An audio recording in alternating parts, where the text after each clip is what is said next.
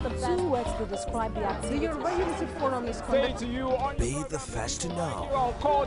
From the north, south, east, west, and around Africa, presidential we break the news. Women in Nigeria. Now you can catch all the actions live as the news breaks.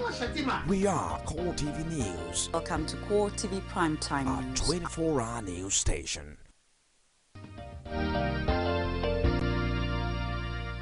Thank you for joining us again on Core Digest Monday as we discuss internal democracy between consensus and party, or perhaps we'll call it now primary elections. I'm joined now by Bola Ononuga, is the MD Editor-in-Chief, Financial Standard newspaper, as well as being a political affairs analyst. Good morning.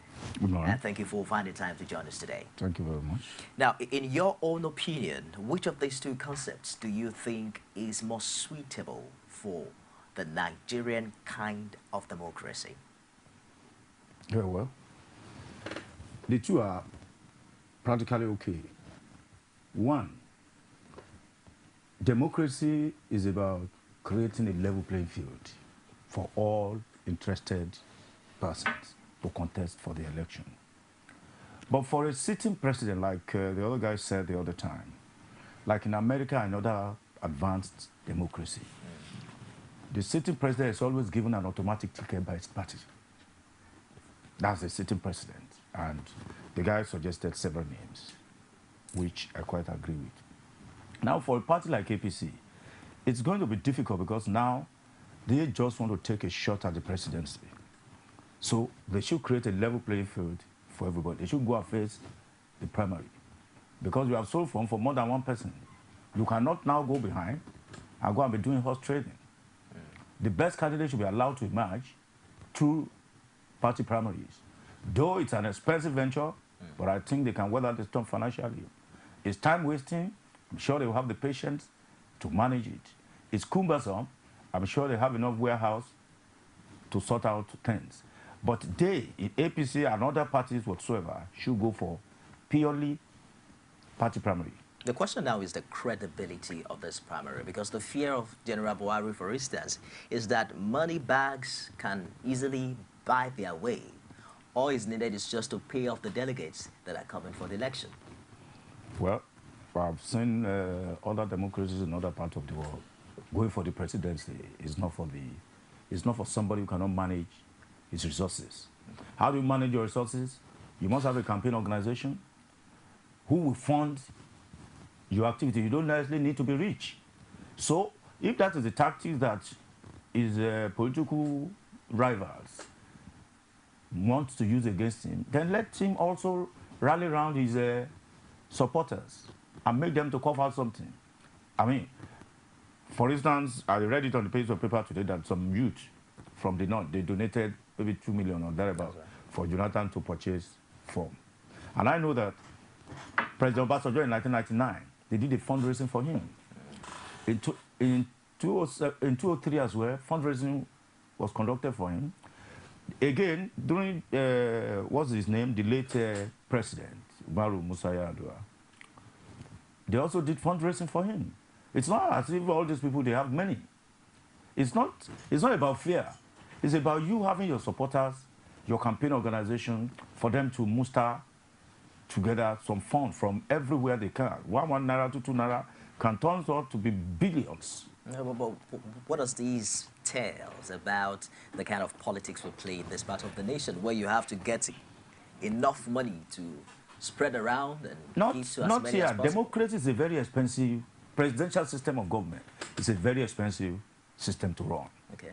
It is not peculiar to Nigeria people. Even in other parts of the world, Obama had to be funded by a campaign organization that even in Nigeria here, some people sent as low as $10 into the campaign organization because they knew that he has to travel around, he has to campaign in every state, he has to see this, see that, he has to entertain people, dinner must be provided, he has to bring some group of people, class and all sorts. So it's not just about sitting down that I want to be president that matters. It's that you must arrange yourself ahead with your campaign organization so that they can fund the expenses as it comes. So it's about popularity. It's about you being acceptable to your constituency. I mean, General Buhari is very popular He's been in this battle since 2003, and each time he hasn't gotten it. Maybe this is his opportunity. And I know a lot of people who will support him. University teachers, market women. That is where democracy comes in. So he has to rally around, just like many of them will do. He should do fundraising. It's not about him being wealthy. It's about the people around you, the people who believe in you. Except there's a trust deficiency somewhere there. If there's no trust deficiency, people will cough out their widow's mite into you. And then you move on. Another issue here for opponents of primary election is the possibility of PDP, or what they call the opposition party, planting moles in the other party. Do you see this being feasible? Well, I don't see the feasibility of that. The point is, that's just mere horse trading. Now, if the internal democracy within your party is strong enough, infiltrators will have no place. After all, Ikimi came, saw, and left. Because he didn't become the chairman, he left in anger. So, people will normally walk away when they could not fulfill their personal aspiration. It has nothing to do with whether somebody planted. If they have made Ikimi the chairman, he would not have left. So, you will see now that a person like Atiku knew that he can only get his way in APC. So he came in there, and he realized that he could comfortably confront the General Buhari there. And he knows that he has the money with his supporters to be a front runner. He will not agree to a consensus candidate. He would rather want them to go to the primary. And these are the things that all other candidates will have seen coming. And they will have made their preparation financially as well. It's not as if Atiku will use his money, but he has his clout within the system. People will donate to him here and there, donate to his campaign organization, and it's not new to him because he has the experience. He's been in this race since 1999, 2003. He was part of the Obasanjo team. 2007, he wanted to run for the presidency. 2011, he wanted to run for the presidency. So he has experience. His campaign organization has been running, whether there was a voting to be done or not. It has been since 2007. His campaign machinery has been in motion. He has been going around the whole country, meeting with opinion leaders, getting this, getting advice here, getting advice there. So there is no way somebody like that will want to lose out through consensus. So they cannot do consensus. It's just a kite they are flying. They were condemning PDP for choosing President Jonathan as a consensus candidate. But that is what it is in other advanced politics, whereby a sitting president who still have one more term will just be given the right to go ahead. Okay. They don't conduct any primary. Unlike the PDP now, we have an APC where there seems to be quite a number of aspirants who want to run for presidency. What do you make of the chances of this coalition still standing after a candidate has been chosen? Well, it is not possible. You see, many of them are there to trade. You see, there is a saying among my peers that some people are travelers, but they are not traveling. The reason why they are there is to trade. They are traders. They are merchants. They are not particularly interested in going ahead, but they want to have a voice in the event of positions emerging. They want to have a say in it. They want to tell you that, look, in the event that we won, we win. How many ministerial appointments will I put out? The party in my state, I want to control the party as a leader. These are all the things they will do. They will eventually refund them their money in secret. Whoever wins will refund them their money. So some of them, because of that, may choose to wait. But because we're always in a hurry, because many of us politicians, or many politicians that have come to see in this part of the world, they were lacking in principles. Simply because you cannot get your way in this party, you have to move to another party. Some of them will run away eventually. There's no doubt about it. Even if you pay them double the money they have spent campaigning, they will still find a way of going back to the ruling party, thinking that, well, something will still be offered them if they are able to support Mr. President. There is nothing bad in that. After all, they are crossing carpet every day in the House of Assembly, everywhere. So it has to be noted that all of them will not remain standing after a candidate has been picked. I know several of them, I don't want to mention names, who are just like Johnny Walkers. Once they cannot get their aspiration fulfilled here, they move on. They get here, they cannot fulfill it. I remember that ACN was formed by Atiku and Tinubu. At a point, when their views could no more work together, Tinubu went to start AC. Atiku ran back to PDP. I mean, you've seen how it is working. But you see, Bamanga Tuko, with due respect to the elderly statesman, once said it while he was the chairman of the party, that they are absorbing the American model, whereby a sitting president will just be brought in back without primary. But the same thing does not apply in APC. It's an opportunity for many of them to exhibit their intellectualism and their administrative ingenuity. Does it baffle you at all if you take a look at all of the aspirants from the All Progressives Congress? There seem to be members of the other parties that came to join the ACN and form the coalition. Does it baffle you at all that, according to some school of thoughts, that possibly there's not one of them who is an original member of the opposition, the ACN? Well, ACN itself is not an original member of itself. ACN emerged from AD. Okay. So there is nothing original about it. You either join a party midway or you are among those who founded it. It does not mean because you found a party, therefore you are now the godfather of the party. That's the beauty of democracy. Those who are following you are as important as those that are leading. So the number of aspirants that have come out shows that the party is just emerging. It's a coalition of people from diverse interest groups. So every group will be jostling for positions. Some, those who are from CPC, that's where Buhari emerges. The people who are coming from PDP, that is the person that Atiku is leading. Kwakwaso is leading another group from the north. All of them, they have their roles one by one, and they just want to trade their activities together. You're saying that there's no possibility of all of these people sticking together no, there is no after way. a consensus or a primary? Not consensus, even after primary. I remember that General Buhari walked away from ANPP when he was not made the presidential candidate one particular year. So he now went to form CPC. So you will see that we are lacking in principles. We are lacking in patience. Because if we have these two and combine with finance, you realize that your aspiration will be fulfilled, because it's not that you join one today, therefore you have to be president the following day. No. You have to wait, study the organogram of the organization you have just joined. The coalitions itself, they have not yet understood each other properly. Their principles are still something that has not been tested at the national level. So this time around, perhaps if they're able to win at the national level, which I do not so much give them 50%, but I mean, you could be sure, like what happened in Ekiti State, that they just could get their ass together and provide a formidable leadership. We saw a beautiful scene in the United States in the name of a political debate between Barack Obama and Hillary Clinton, both of them of the same party. A debate that was issue-based, a debate that gave the American people the opportunity to acquaint themselves with the personality and the achievements of these candidates thus far. Why do you think it's so near impossible to have such public debates, even at the primary level here in Nigeria? Well, so many things are responsible for that. One, the organization, even from the media point of view, is also not too fantastic.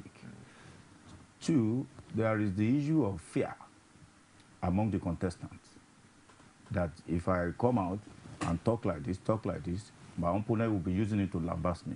We are not discussing issues. Up till yesterday, you won't see anybody in the United States to come and lambast President Obama openly. You will see that the man who ran against him in, was it 2011? The man who ran against Barack Obama from the Republican, McCain. McCain is the one that is driving the foreign policy of the United States today, from the Republican point of view. Yet there is no quarrel over you know who is doing what.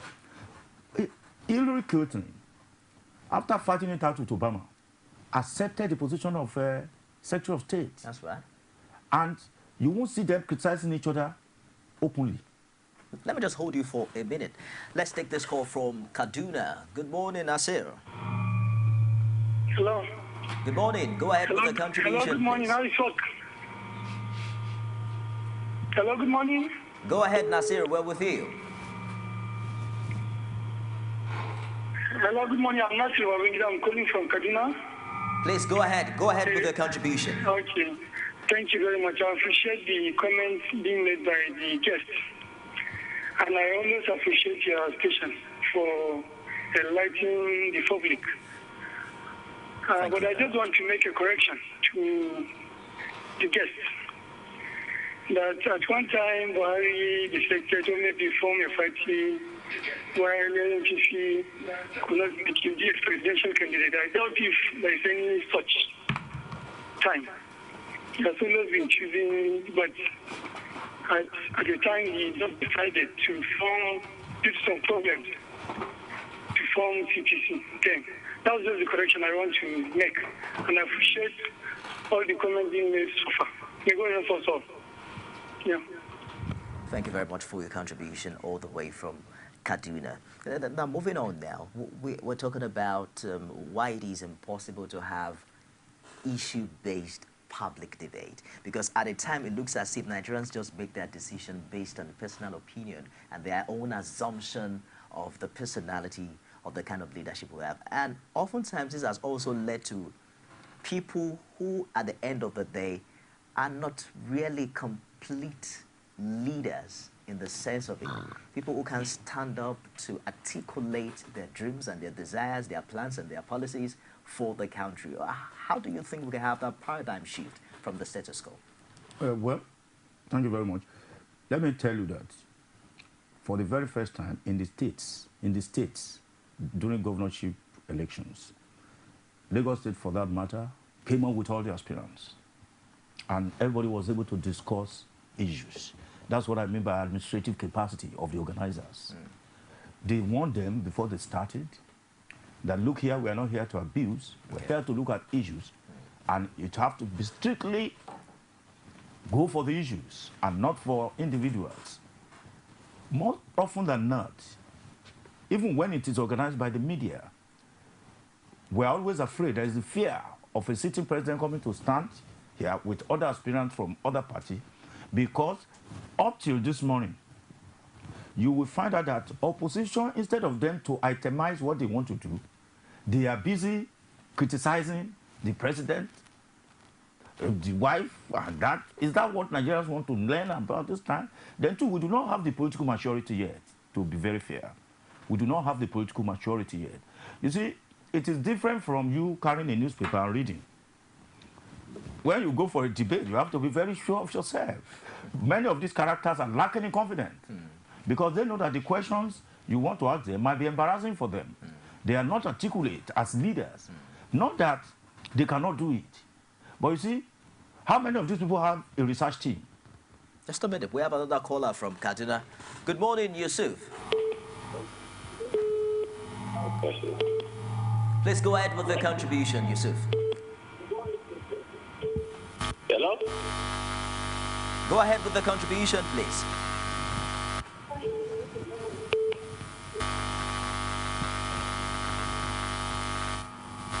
Are you there? I'm afraid we lost that. When you're calling in, endeavor to turn down the volume of your TV set. Let's keep the conversation on the phone. There's a little delay from what I say and what you hear on your TV set. So when you're calling, just turn down the volume of your TV set. Let's keep the conversation on the telephone so we can do without the feedback distortion. Thank you very much for your cooperation. Don't you think Nigerians as a people can make a demand for this public debate? It has always been made, but there is no rule to enforce it. That's as why we far say as the presidential level is concerned. Then you see, we seem to be interested more in yellow journalism. Yellow journalism as in when Jonathan abuses this person, people begin to clap. When Buhari abuses this person, people begin to clap. When Lai Mohammed abuses PDP, or Jonathan, or Lambast Fayoshe, or Fayoshe Lambasting Fayemi, and all the rest. That is what the Nigerian public want to hear. Meanwhile, issues that borders on the economy, their future, welfare, employment, they will not be there to listen. How many people buy newspapers? Let me hold you for another meeting. Another minute, rather. We have another caller Hello? here. Shola from Abuja. Hello, good morning. Are you there? Hello? Please go ahead with your contribution, Shola.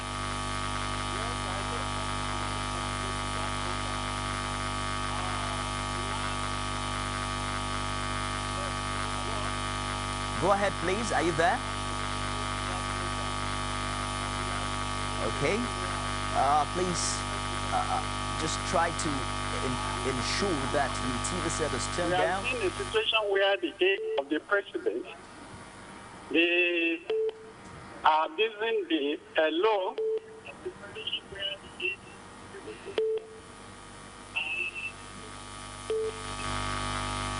Shall I just go ahead?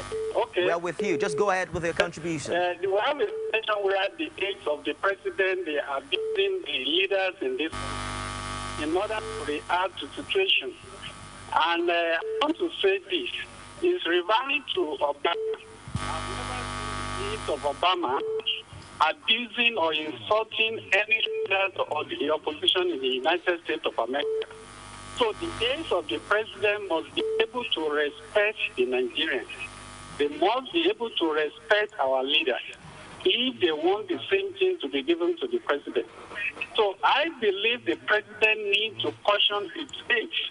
They are the one responsible for the opposition and people to disrespect the office of the president. So the president needs to caution them. So the respect needs to start from the office of the president. You can't expect party to be insulting to Harry and leaders. People did not be his father, and you expect these people to be quiet.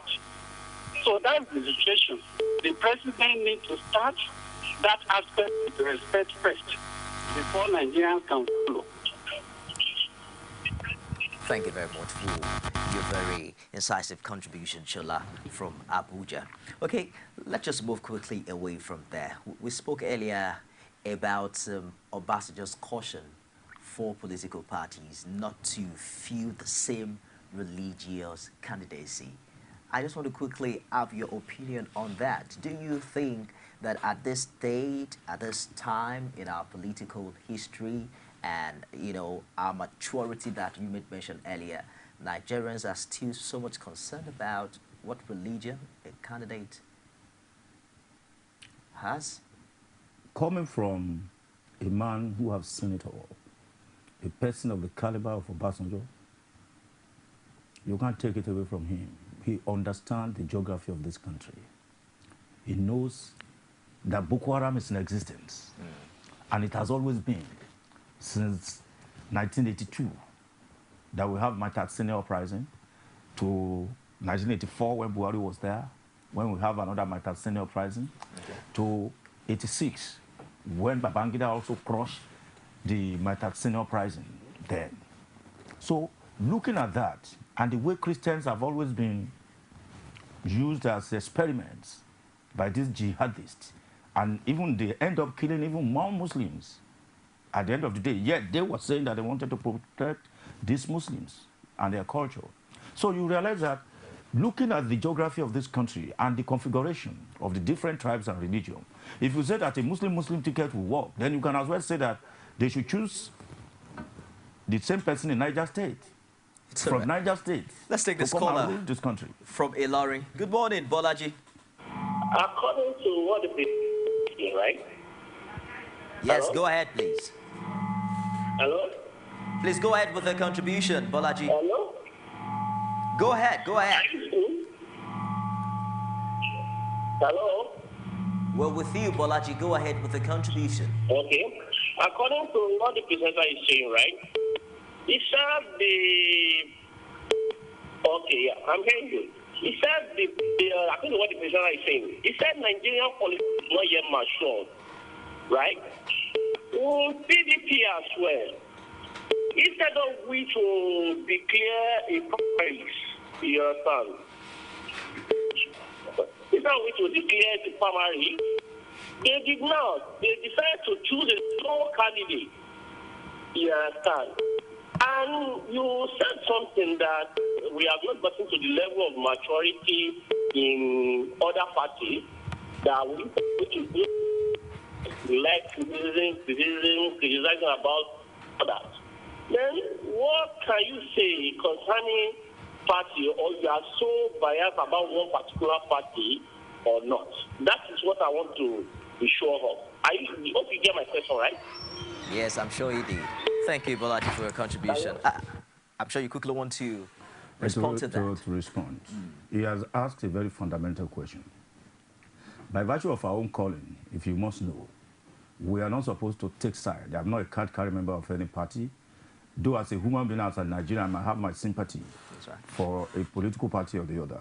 But we're looking at the unfolding scenarios, and we realize that all the parties on the ground, they are not issue-focused. They are not telling it as it should be. They are tackling personalities.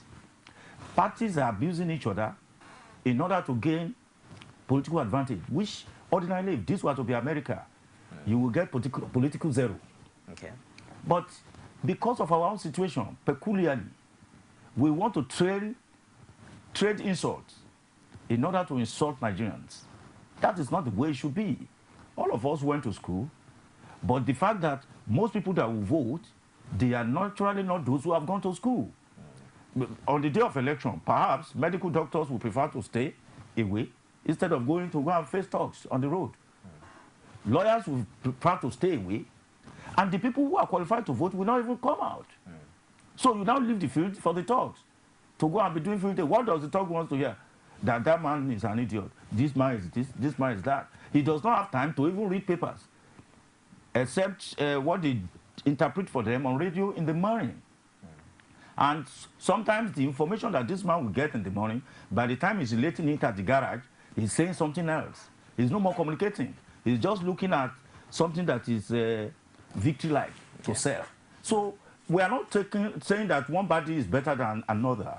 That's not exactly what I'm saying. I am saying that all the parties are guilty of this same offense because they are not tackling issues that borders on the future of Nigerians. That's what I'm saying. And you think that Nigerians should be cautious to what any politician says right now to determine his level of maturity? Again, you will realize that we still have a huge army of illiterates. So even what they say on television is just, people are just looking at the face. I remember when I was growing up in the village, my father would just carry a newspaper. I thought he was reading. But he wasn't reading eventually. He's just looking for the picture of Awolowo all over the place. So it was when we grew up, we realized that the man cannot even read. It's just the picture of Awolowo and Ahmadu Bello that he wants to see, and he'll be laughing. We thought he was reading. So it is still like that in several places. And so there's a need for continuous education of our people in different languages. How many of these parties are even running community papers locally for their people to even understand the basic issues that forms the government? You cannot ask ordinary students to tell you the motto of all these parties. Ordinary students, they don't know. If you ask a Nigerian girl or boy in the university that, where is Damaturu? He perhaps might tell you that it's in Turkey. Let's take this caller just before you go on. Joseph is calling from Lagos. Hello. Good morning, Joseph. Hello. Go ahead with the contribution, please. Yeah, yes. Mr. Joseph, I'm calling from Lagos. I want to say I thank the guest that is there. I want to thank the guest and it's looking the mind of a lot of people. One thing that most people will be disappointed about is that it did not come there to pass the president of the protagonist. To the best of my knowledge, it has balanced analysis. And that is the main of the program. There is a TV station that we usually watch. Anytime there's a program, we know the kind of people, the guests that they bring, and we can predict what those guests want to talk about. And that is the president of the program. So the issue should be based, the discussion should be based on issues, not on name calling, character assassination. We will not move forward. So I want to commend that again, and we want all of us to keep up the faith just for that. God bless you. Thank you. Thank you very much, Joseph. Full TV News sure is the station to beat. And if you want in-depth review, unbiased analysis as regards political issues, of course, you know, it's StarTimes Channel 329.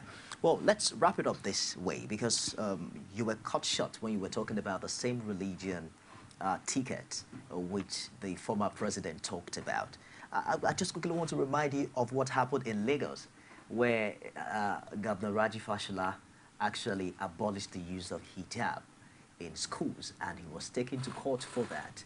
I think the good thing was that the governor was also a Muslim, and who, you know, brought about that law and policy. But given the reaction that is coming forth now, there are even people saying that no hijab, no votes, and no election in 2015. How do we match all of these together? Well, government policy is government policy anywhere in the world. It does not have to favor everybody. Does it have anything to say as regards how religious sensitive we still are? No, it's because of this Boko Haram issue that some of these people wearing hijab could be used to carry bomb. I mean, and our students should also be free to take care of themselves in the case of emergency. When you wear hijab, you are under threat. So it's okay. He didn't say they should only wear hijab. He said they should not wear it to schools. There are Muslim schools like Ilekeu and all sorts that you can still wear it to. He has not forbidden you from going there. It's a public schools. That is the school owned by the government. He's not saying that it's peculiar. How do you take it if, as a Christian, I carry Bible on my head to school? Is that what I have gone to study? No. Or the son or child of a Babalawo carry your pele on his head because he has to exhibit that he's a religious person. No, we don't need all this. They can still move forward without all this burden. Whoever wants to vote should vote. Whoever didn't want to vote should not vote. It's not compulsory. Well, Naduga is the editor-in-chief for National Standard newspaper, a political affairs analyst. Thank you very much for finding time to join us today. You're welcome. And that's it today on Cool Digest. We hope to talk more in this light in the course of this week, as well as also bringing stakeholders in this field, in these particular issues, to find their own opinion and, of course, their stance as regards all of these emerging stories. I am Nifemi Oguntoye. Cool Digest continues tomorrow at 9:30. Don't miss it. Glad to have you join us on another edition of The Political Arena, the most detailed and incisive political show. If you are a sitting governor and the opposition is able to stomach structure against you, that means you are wicked to the people.